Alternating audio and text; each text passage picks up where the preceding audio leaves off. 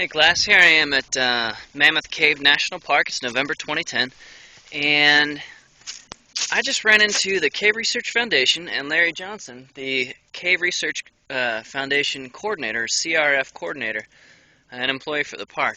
And I just ran into them. They had a park pickup truck, and they were just emptying out the bed of the truck. They had just carried out on their backs a dumpster full of old concrete and wood and a whole bunch of old metal wiring and old lights and stuff like that from Mammoth Cave itself. Some of the old trails need to be rehabilitated.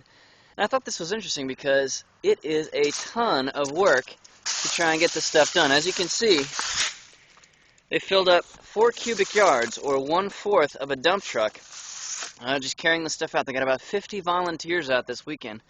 And they have to hike in 4 miles into the cave just to pick this stuff up, to knock it out with sledgehammers, haul it out on their backs 4 miles through the cave, and then bring it here. So, this is just a very object or concrete, get it, demonstration of why you need to be very, very careful in planning park or protected area facilities, because it is a huge amount of work to do something like this, right?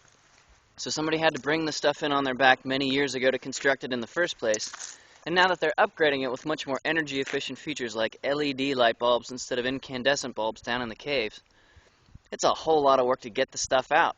So, as you're thinking about recreation management, this is something to keep in mind, the lifespan of facilities, and what do you do when it's time to bring this stuff out of your protected area.